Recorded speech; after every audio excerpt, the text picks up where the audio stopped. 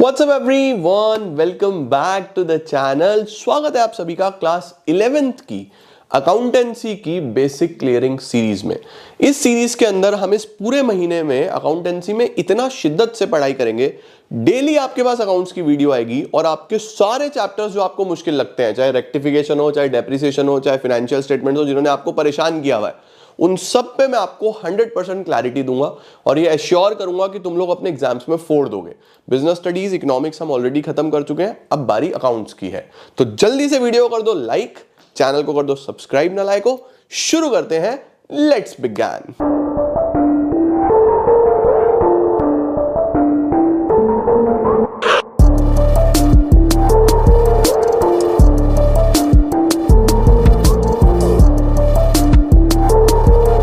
आइए बेटा जी, सर आज हम कौन सा चैप्टर शुरू करने वाले हैं? हेडिंग डालो बेटा, डेप्रीसिएशन। सर ये तो बहुत मुश्किल चैप्टर है, हमें बहुत परेशान करता है, बहुत डिप्रेशन देता है हमें ये। Trust me on this part. अगर तुमने जितने भी पार्ट्स में बनाऊंगा, 6 पार्ट्स बनाऊंगा, 6 पार्ट्स तुमने डेप्रीसिएशन के देख लिए, तुम्हारे लिए हलवा हो जाएगा, इजी। तुम्हें डिप्रेशन नहीं देगा ये, तुम्हें एप्रिसिएशन देगा ये। तो बहुत इजी और बहुत सिंपल सा चैप्टर है, बस समझना है इसको और कुछ नहीं है। चैप्टर का नाम है बच्चों डेप्रीसिएशन। सर डेप्रीसिएशन का मतलब क्या होता है? डेप्रीसिएशन का मतलब होता है बच्चों fall in the value of fixed tangible asset.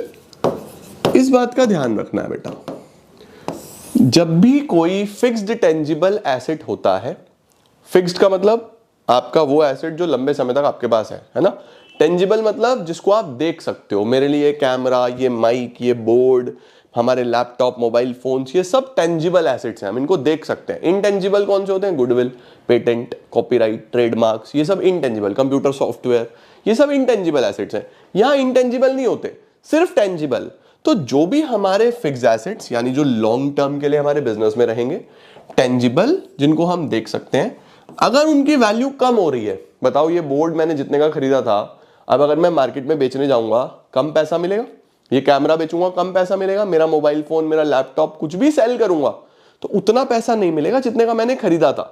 इनकी वैल्यू कम हो चुकी है, फॉल हो चुका है इनकी वैल्यू में। तो fall in the value of fixed tangible asset due to, sir क्यों होती है वैल्यू कम?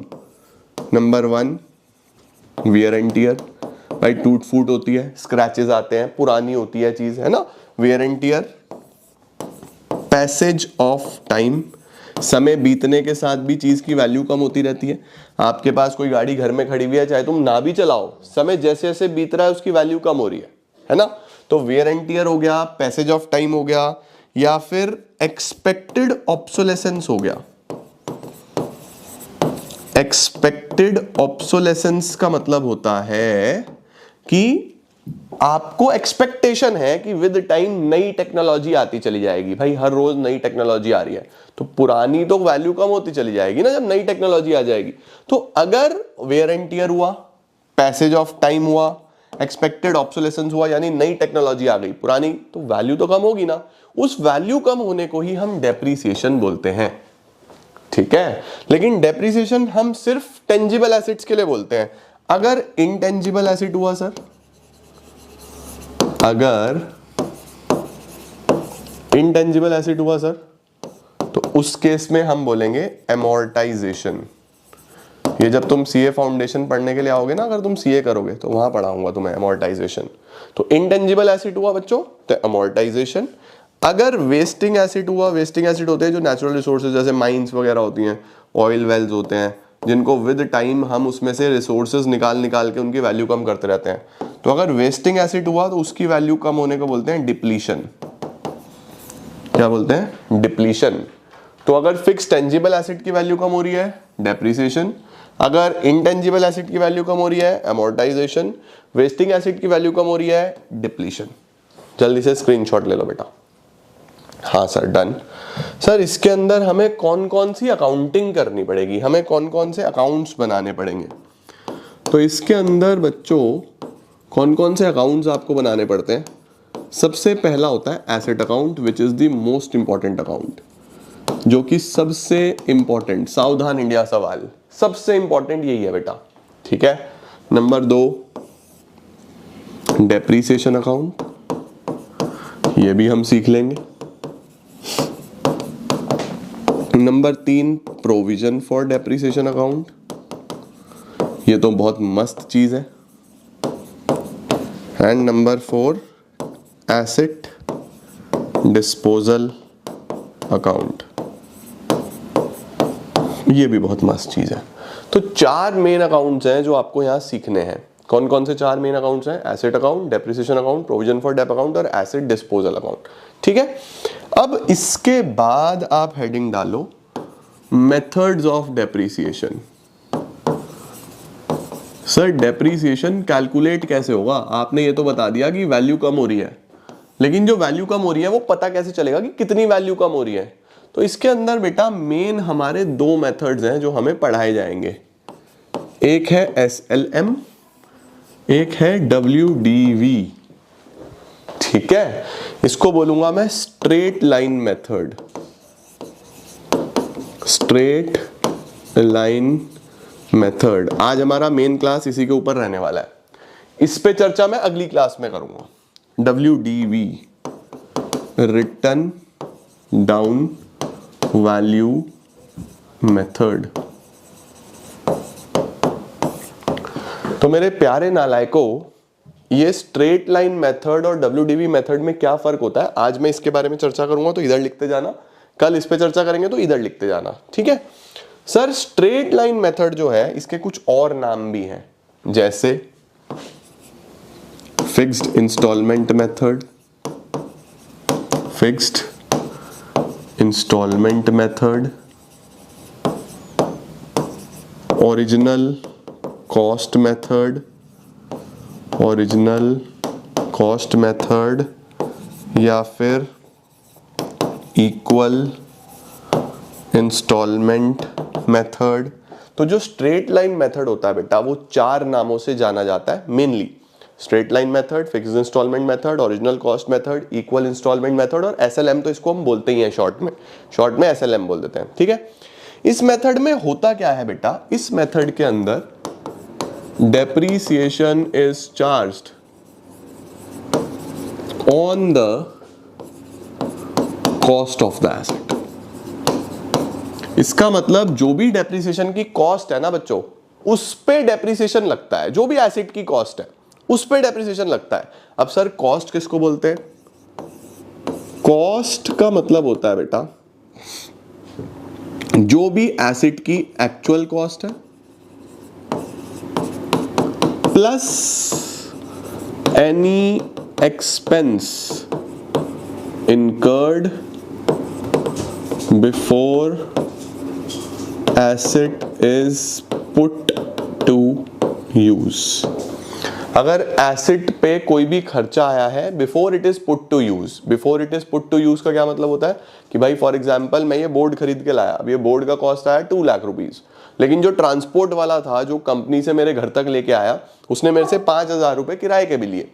तो भाई अगर मैं 5,000 ना देता तो मैं इसको सेटअप नहीं कर सकता था, 5,000 देने पड़े ना। तो मेरा जो बोर्ड का कॉस्ट आएगा वो 2,05,000 रुपए आएगा। 2 लाख रुपए बोर्ड के, 5,000 रुपए ट्रांसपोर्टेशन के। इसी तरीके से कोई सेटअप कॉस्ट होता है, कोई इंस्टॉलेशन कॉस्ट होता है, तो वो भी जुड़ता है। तो कॉस्ट में ध्यान रखना एक्चुअल कॉस्ट भी आता है और एनी एक्सपेंस, अगर कोई भी खर्चा आया है तो वो भी आता है, ठीक है। पहले इसका स्क्रीनशॉट लो। अब नंबर 3 पे चलते हैं बेटा। नंबर 3 लिखो जल्दी से भाई। Depreciation cost of the asset पे लगेगा। कॉस्ट का मतलब एक्चुअल कॉस्ट प्लस कोई भी खर्चा उस पे आए तो वो होना चाहिए। तीसरा बेटा जो हमारा सबसे इंपॉर्टेंट बात है, वो 2 चीजें ना इसके अंदर एस्टिमेटेड भी हो सकती हैं। यानी कि जो डेप्रिसिएशन का फॉर्मूला है, जो डेप्रिसिएशन का फॉर्मूला है वो होता है cost minus scrap value divided by working life of the asset, divided by working life of the asset. अब ध्यान रखना बच्चों, कॉस्ट का मतलब तो ये वाली कॉस्ट है जो भी खर्चा आया एसेट को खरीदने में। स्क्रैप वैल्यू का मतलब होता है कि जब भी एसेट खत्म हो जाएगा 4 साल बाद, 5 साल बाद, 10 साल बाद, तो कूड़े में भी अगर मैं इसको बेचूंगा, स्क्रैप में भी अगर मैं इसको बेचूंगा तो क्या मुझे कुछ वैल्यू मिलेगी, उसको बोलूंगा स्क्रैप वैल्यू। तो कॉस्ट ये हो गई, स्क्रैप वैल्यू एक एस्टिमेटेड वैल्यू होती है, और ये एसिड कितने साल चलेगा उसको बोलते हैं वर्किंग लाइफ, ये भी एस्टिमेटेड ही होती है। ठीक है, ये ध्यान रखना। सर इससे डेप्रिसिएशन कैसे निकल सकता है? एग्जाम्पल लो, जैसे फॉर एग्जाम्पल मैं आपको बोलूं कि मेरा ये जो बोर्ड है इसकी कॉस्ट आई 2 लाख रुपए, और मुझे ऐसा लग रहा है कि ये स्क्रैप में कुछ नहीं मिलेगा इसका, ये डेड ही हो जाएगा, बिल्कुल बंद हो जाएगा, इसका कुछ नहीं मिलना, तो स्क्रैप वैल्यू हो गई 0। और मुझे लग रहा है कि भाई ये 5 साल तो चलेगा, इसकी वर्किंग लाइफ 5 साल तो है ही, ये वाला तो मैंने वैसे भी 2020 में लिया था, 2025 चल रहा है, तो 5 साल तो हो गए हैं इसको, तो मैं बोल रहा हूँ कि 5 साल तो चलेगा ही चलेगा। तो मुझे बताओ हर साल कितना डेप्रीशिएट होगा? आंसर आ जाएगा 40,000 रुपीज से हर साल डेप्रीशिएट होगा, 40,000 रुपीज से हर साल डेप्रीशिएट होगा। तो देखो ये कितने का लिया था? 2 लाख रुपए का। पहले साल कितना डेप लगा? 40,000, वैल्यू कितनी बची? 160। फिर दूसरे साल कितना डेप लगा? फिर 40,000, वैल्यू कितनी बची? 120। फिर तीसरे साल कितना डेप लगा? फिर 40,000, वैल्यू कितनी बची? 80। फिर चौथे साल कितना डेप लगा? 40,000, वैल्यू कितनी बची? 40,000। पांचवें साल फिर कितना डेप लगा? 40,000, वैल्यू कितनी हो गई? निल। देखो मुझे यही उम्मीद थी कि 5 साल बाद इसकी वैल्यू 0 हो जाएगी, हो गया या नहीं हो गया? अब अगर आप ध्यान से देखो बच्चों, क्या एवरी ईयर, चाहे पहला साल हो, चाहे दूसरा साल हो, चाहे तीसरा साल हो, चाहे चौथा साल हो, चाहे 5वां साल हो, क्या हर साल सेम डेप्रीसिएशन चल रहा है? हर साल सेम डेप्रीसिएशन चल रहा है। ये डेप्रीसिएशन किस पे कैलकुलेट हुआ था? कॉस्ट पे कैलकुलेट हुआ था, और हर साल सेम चला, इसीलिए इसका जो नाम है वो क्या है? Straight line method. Straight line का मतलब एक बार निकल जाएगा फिर स्ट्रेट लाइन लगेगा, यानी सेम लगेगा। फिक्स्ड इंस्टॉलमेंट मेथड, हर साल इंस्टॉलमेंट फिक्स रहेगी। देखो 40 40 40 आ रही है, नहीं आ रही है? ओरिजिनल कॉस्ट मेथड, कॉस्ट पे लग जाएगा। इक्वल इंस्टॉलमेंट मेथड, हर बार इक्वल रहेगा। मतलब समझ में आया अच्छे से क्या है इसका एसएलएम का मतलब? तो डेप्रीसिएशन जो है कॉस्ट पे लगेगा, कॉस्ट का मतलब ये है, डेप्रीसिएशन का एक फॉर्मूला है। अगर कोई आपसे ये पूछ ले कि how to calculate the rate of depreciation, how to calculate the rate of depreciation, तो रेट आप निकालते हो बच्चों डेप्रीसिएशन अपॉन कॉस्ट इंटू 100। जैसे मेरे वाले एग्जाम्पल में डेप्रीसिएशन आया 40, कॉस्ट था 2 लाख, इंटू 100, तो 20% यहां पे डेप्रीसिएशन आ गया। देखो कोई रेट ऑफ डेप्रीसिएशन पूछ ले तो ऐसे निकालना है, फॉर्मूला याद रखना। ठीक है क्या बच्चों? परफेक्ट है या नहीं है? क्लियर हुआ? ओके। हाँ सर समझ में तो आया। अब एक नोट लिखो, छोटा सा नोट लिखो। If in any question rate of depreciation is given, अगर किसी क्वेश्चन में बच्चों आपको रेट ऑफ डेप्रीसिएशन दिया हुआ है कि डेप्रीसिएशन 20% लगना है, 30% लगना है, कोई रेट दिया हुआ है, उस केस में फॉर्मूला बिकम्स इररेलेवेंट। उस केस में बच्चों आपका जो फॉर्मूला है वो इररेलेवेंट हो जाता है। तो अगर कोई क्वेश्चन में रेट ऑफ डेप्रीसिएशन दिया हुआ है तो फिर वो फॉर्मूला इररेलेवेंट है। सपोज इसी मेरे वाले क्वेश्चन में दिया होता कि बोर्ड 2 लाख रुपए का है और डेप्रीसिएशन 20% से लगना है, तो फिर मैं स्क्रैप वैल्यू वगैरह नहीं देख रहा था, 2 लाख का 20% सीधा 40,000 रुपए के हिसाब से डेप्रीसिएशन लगा रहा था। याद रहेगा ये बात? हाँ सर ठीक है। लो जी इसका भी स्क्रीनशॉट ले लो। सॉर्टेड हो गया। अब देखो एक एग्जाम्पल से तुम्हें एसेट अकाउंट बनाना सिखा रहा हूं। एक एसेट अकाउंट बनाओ। एसेट अकाउंट कैसे बनेगा अभी मैं सिर्फ तुम्हें बेसिक्स बता रहा हूं, आज मेन तो मैं कल शुरू कराऊंगा। आज तो मैं तुम्हें थोड़ा सा तैयार कर रहा हूं कि किस तरीके से डेप्रिसिएशन होने वाला है बहुत आसान। लो सर इधर लिखो डेट, इधर लिखो पर्टिकुलर्स, इधर लिखो अमाउंट। यहां पे लिखो डेट, यहां पे लिखो पर्टिकुलर्स, यहां पे लिखो अमाउंट। ये आ गया बेटा। ठीक है, asset account, debit side, credit side. अब तुम मेरे से अगर पढ़े हो तो तुम्हें मैंने एक क्लियर वाला रूल सिखाया हुआ है, जो नहीं भी पढ़े उन्हें दोबारा बता रहा हूं। 5 चीजें हैं जिस पे अकाउंटिंग चलती है। C का मतलब कैपिटल, L का मतलब लाइबिलिटीज, E का मतलब एक्सपेंस, A का मतलब एसेट्स, R का मतलब रेवेन्यू। ये 5 चीजों पे अकाउंटेंसी टिकी हुई है, ठीक है। E और A का एक नेचर है कि ये डेबिट साइड में इंक्रीज होंगे, क्रेडिट साइड में डिक्रीज होंगे। याद रखना है, जहां तक अकाउंटिंग पढ़ोगे वहां तक एक्सपेंस और एसेट डेबिट में बढ़ता है, क्रेडिट में घटता है। बाकी तीनों कैपिटल, लाइबिलिटी, रेवेन्यू डेबिट में कम होते हैं, क्रेडिट में बढ़ते हैं। ये याद रखना है तुम्हें, भूलना नहीं बिल्कुल भी। अब ये एसेट अकाउंट है बच्चों, अगर ये एसेट है तो डेबिट में बढ़ेगा, क्रेडिट में घटेगा, ठीक है। डेबिट में बढ़ेगा, क्रेडिट में घटेगा। अब सपोज आपको एक क्वेश्चन दिया गया कि आपने 1 अप्रैल 2019 पे एक मशीन खरीदा 1 लाख रुपए का, एक मशीन परचेज करा 1 लाख रुपए का, जिसकी वर्किंग लाइफ 3 साल है, 3 ईयर है, और जिसका स्क्रैप वैल्यू आपको दिया हुआ है 10,000। स्क्रैप वैल्यू कितना दिया हुआ है? 10,000। और आपको बोला गया कि इसका एसेट अकाउंट बना के दिखाओ। तो इसका एसेट अकाउंट कैसे बनेगा बेटा? देख, बड़े ध्यान से समझ ले। एसेट अकाउंट ये है, डेबिट में बढ़ना है, क्रेडिट में घटना है। मुझे जल्दी से बताओ, अगर मैंने एसेट खरीदा तो डेबिट होगा, क्यों? क्योंकि डेबिट में बढ़ता है भाई, खरीदा तो एसेट बढ़ेगा ना। तो डेबिट साइड में लिखेंगे हम 2019, कब खरीदा? April 1, to bank account 1 lakh rupees का बच्चों मैंने एसेट खरीदा, 1 लाख रुपए का मैंने एसेट खरीदा। अब मुझे बताओ, ये 3 साल चलने वाला है, तो मैं इस एसेट अकाउंट को कितने साल के लिए बनाऊंगा? 3 साल के लिए, क्योंकि एसेट 3 साल चलने वाला है ना। बहुत सारे एसेट होंगे जो 10 साल चलेंगे, लेकिन क्वेश्चन आपको बोलेगा 3 साल का काम करके दिखाओ या 4 साल का काम करके दिखाओ, तो आप क्वेश्चन देख के कर लोगे, राइट। अब पूरा साल मैंने इसको यूज करा बेटा, पहले साल तो 2019 अप्रैल 1 पे जो साल शुरू हुआ, 2020 मार्च 31 पे वो साल खत्म होगा, है ना। तो पहले साल का जब एंड होगा तो इसकी वैल्यू कुछ ना कुछ कम होगी भाई। एक साल में वियर एंड टियर हुआ, एक्सपेक्टेड ऑब्सोलेसेंस हुआ, पैसेज ऑफ टाइम हुआ, वैल्यू कम होगी। वैल्यू कम होती है इस साइड। तो 2020 मार्च 31 पे हम यहां पे लिखेंगे बाय डेप्रीसिएशन अकाउंट, कि भैया डेप लग गया।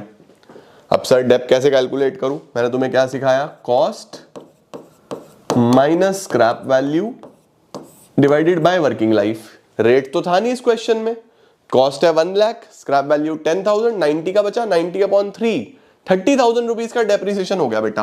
तो यहां पे लिखो, देखो 30,000। वैल्यू कम होती है ना तो क्रेडिट में लिखा जाएगा, डेप्रिसिएशन आ गया 30। अब बताओ 1 लाख का एसेट साल के शुरू में, साल के लास्ट तक 30,000 से रिड्यूस हो गया, तो इसी डेट पे क्या बैलेंस बचेगा? एसेट कितने का हो गया? अब 1 लाख में से 30,000 माइनस कर दो बेटा, 70,000 का एसेट बच गया। ये कर दो इस ईयर का टोटल। डबल लाइन लगाने का मतलब है कि ईयर एंड हो गया। ऐसे फर्स्ट ईयर का काम करते हैं बेटा। कितना सिंपल है, एसेट खरीदा तो बढ़ा, इधर लिखो, डेप्रिसिएशन लगेगा तो घटेगा, इधर लिखो, फिर बैलेंस निकाल दो। बैलेंस का मतलब है कि एक साल के एंड में आज कितने का है। अब अगले साल की शुरुआत होगी 2020 अप्रैल 1 पे। देखो 2020 मार्च 31 पे पहला साल खत्म, अप्रैल 1 पे दूसरा साल शुरू। यहां पे एसेट कितने का है? To balance brought down, asset है बेटा 70,000 रुपीज का। एसेट है 70,000 रुपीज का। अब हमें क्या करना है, ये साल कब खत्म होगा? 2021 में। ये साल कब खत्म होगा? 2021 में। तो 2021 मार्च 31, एक साल हमने और यूज करा तो फिर डेप लगेगा। अब स्ट्रेट लाइन मेथड है तो डेप्रिसिएशन तो सेम ही लगना है हर साल, तो फिर डेप्रिसिएशन कितना लगेगा? फिर 30,000। अब इस साल का एंड हुआ तो अब कितना बैलेंस बचेगा? साल के शुरू में एसेट कितने का था? 70 का, 70 में से 30 कम हो गया तो अब बचा 40,000 रुपीज का। टोटल करो 70,000, टोटल करो 70,000, दूसरे साल का भी काम खत्म। ये टोटल हमेशा आमने सामने होगा, कभी भी ये नहीं हो सकता कि इसका टोटल ऊपर कर दिया इसका टोटल नीचे कर दिया, ऐसा नहीं करना, ठीक है। अब अगले साल की शुरुआत करो। 2021 अप्रैल 1 2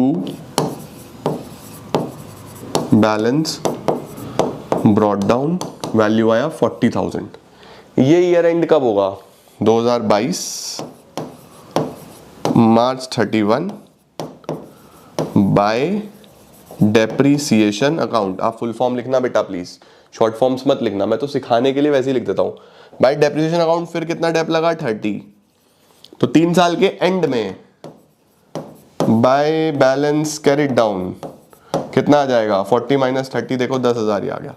ये तो हमें पहले से पता था कि 3 साल के बाद बस ये खराब हो जाएगा और स्क्रैप में ये कितने का जाएगा? 10,000 रुपए का। ऐसे बच्चों आप एसेट अकाउंट बनाते हो, ठीक है। इधर परचेज, इधर डेप्रिसिएशन और बैलेंस, फिर बैलेंस ब्रॉट डाउन, डेप्रिसिएशन और बैलेंस, फिर बैलेंस ब्रॉट डाउन, डेप्रिसिएशन और बैलेंस, ठीक है। सर ये तो हमने रूल याद कर लिया, बट इसके पीछे कोई लॉजिक भी है क्या? हाँ देखो, जब आप एसेट खरीदते हो तो आप एंट्री करते हो asset account debit to bank account, asset account debit to bank account. तो अगर आपको इसकी लेजर पोस्टिंग करनी हो तो एसेट के डेबिट में नहीं लिखोगे टू बैंक, वही तो करा। जब हम डेप्रीसिएशन लगाते हैं तो हम सीख के आए हैं कि डेप्रीसिएशन की एंट्री होती है depreciation account debit to asset account. तो इसकी लेजर पोस्टिंग करनी हो तो कैसे करोगे? एसेट के क्रेडिट में बाय डेप लिखोगे या नहीं लिखोगे? तो वही तो करा। तो बात तो एक ही है बेटा, चाहे तुम कॉन्सेप्चुअली जर्नल एंट्री का लेजर कर लो, चाहे तुम नॉलेज से सीख लो, बात तो एक ही है ना बेटा। मुझे तो बेस्ट वे में पढ़ाना है तुम्हें, जो तुम्हारे लिए अच्छा होगा उस तरीके से पढ़ाऊंगा, ठीक है या नहीं है। तो डेप्रीसिएशन के बेसिक्स यही है कि बढ़ेगा तो इधर लिखना है, डेप्रीसिएशन लगेगा तो इधर लिखना है। अब अगली क्लास में तुम्हें सिखाऊंगा कि अगर एसेट साल के बीच में बिक गया फिर क्या करना है, तो अगली क्लास थोड़ी बड़ी रहेगी। आज की क्लास मुझे सिर्फ बेसिक्स समझाने थे। आई होप आपको बेसिक्स मस्त समझ में आ गए होंगे। इसका भी स्क्रीनशॉट ले लो एंट्रीज का। अगर तुम्हें आज वाले टॉपिक में कोई भी डाउट है बच्चों तो मुझे कमेंट सेक्शन में बताओ, डाउट नहीं है तो भी कमेंट सेक्शन में जरूर बताना कि हाँ सर ऑल क्लियर। मुझे सेटिस्फैक्शन मिल जाएगी, बच्चों को एटलीस्ट कॉन्सेप्ट समझ में आ गया, ठीक है। तो आज मैंने तुम्हें एसएलएम समझाया, डेप्रिसिएशन का मतलब समझाया, थोड़ा सा एसेट अकाउंट सिखाया, एक आधा क्वेश्चन करके दिखाया। कोई और दिक्कत आती है तो मुझे बताओ, और क्लियर है तो भी जरूर लिखना बच्चों। मैं वेट करूंगा तुम्हारे कमेंट्स की, मैं एक एक कमेंट पढ़ूंगा आज रात को बैठ के, ठीक है। आज के लिए इतना ही। Thank you so much everyone, thank you for joining in. कल बहुत मजा आएगा तुम्हें, कल की क्लास बहुत इंपॉर्टेंट रहेगी, ठीक है। Thank you so much, keep growing, keep glowing and keep smiling.